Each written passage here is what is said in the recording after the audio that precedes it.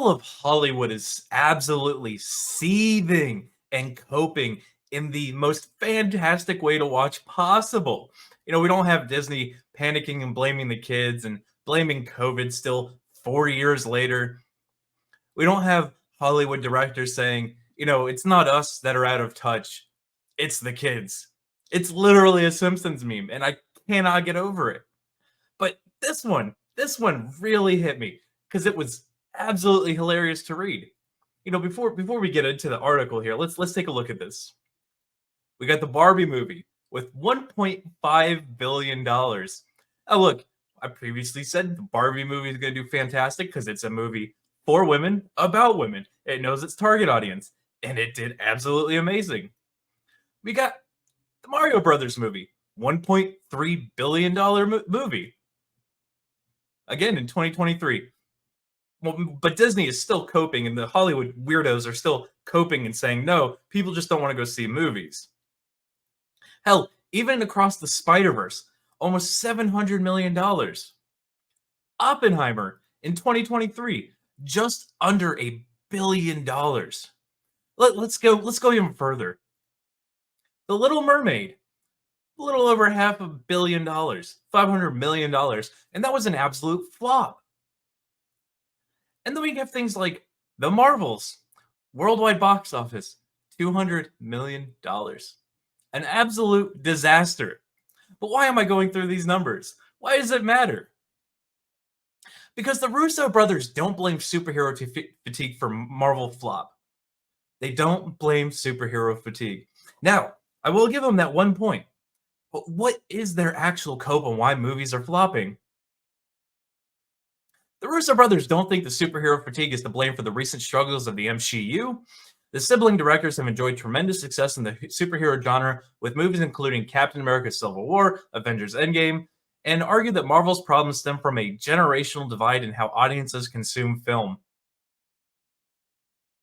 Now, take that and reference all the movies I just showed you. There's a generation that used to appoint viewing and go to a theater on a certain date to see something, but it's aging out. Again, reference all the well, I won't call them fantastic movies. The movies that did well in the box office.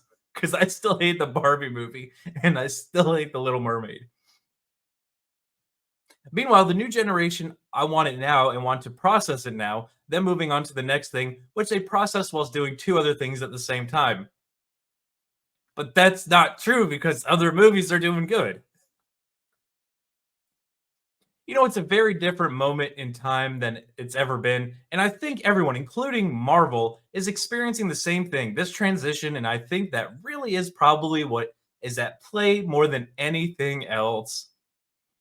Anthony Russo argues that fatigue in general is to blame for the disappointing box office performances and cites the criticism of Westerns to show that it is an eternal complaint in the movie industry.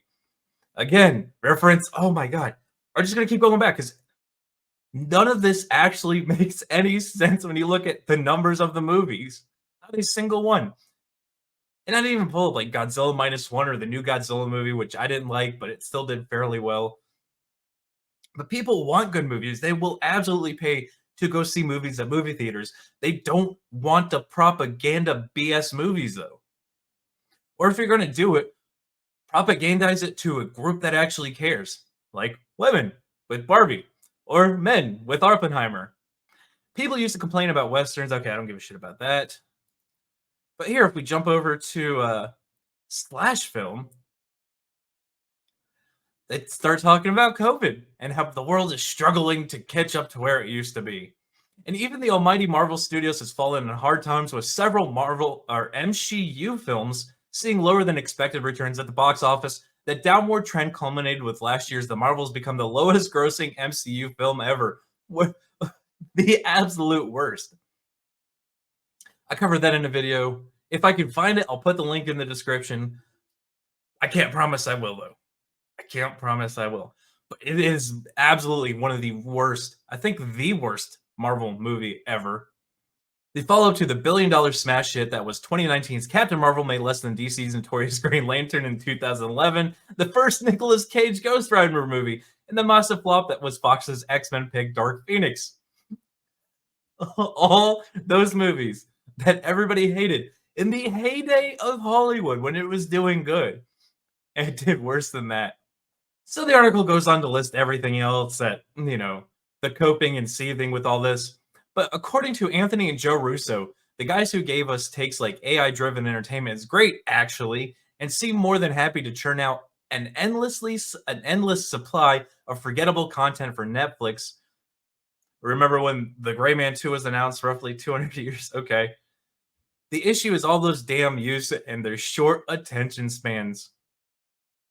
Yeah, Hollywood is so out of touch with everything. Everything. It's they sit there, they're still blaming COVID 4 years later.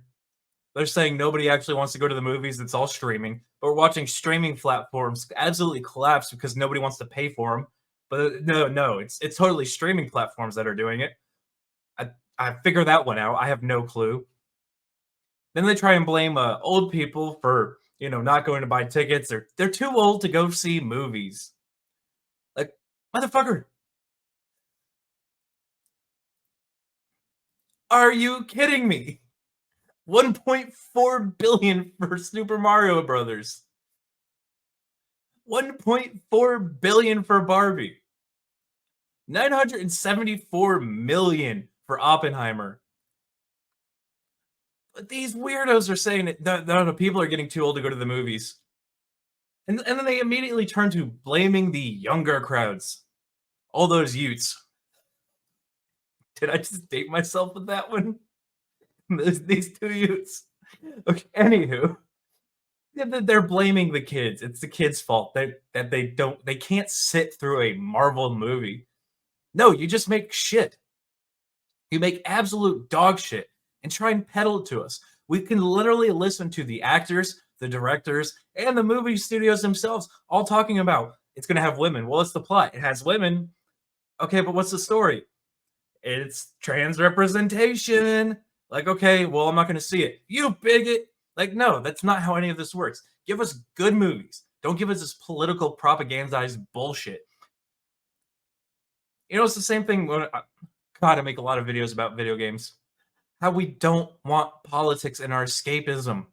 People you like Westerns not because they're out on the front wrangling cows and fighting off Indians and bandits, robbing trains. It's because it's entertainment. It's entertainment. That's why everybody makes the joke that like Tropic Thunder or oh hell, I forgot the name of the movie. It was a good movie. Blazing Saddles. Blazing Saddles couldn't be made today because they have no sense of humor and they have no creativity. As soon as the trailer for that would have come out, the weirdos on Twitter would have taken to mass spamming everything with their 200 accounts to try and get the movie canceled or censored. It's almost impossible for Hollywood to make good movies anymore. That's why the real only hope that we have for good movies is independent studios. And they're not great movies, but they're not terrible either. And they don't give us propaganda. That's why I wish Netflix would just step down a little bit harsher on the allowing of propaganda in TV series and movies. Netflix might actually, I mean, they're still making bank, but they would actually do better. But anyway, guys, I want to hear your thoughts on these absolute weirdos in the comments section. And I'd also like to know, what was the last movie you actually paid to go see? In theaters. In theaters. But while you're there, make sure you smash that like button. Make sure you subscribe. Make sure you share this one out. And until the next one, guys, be easy like sleazy.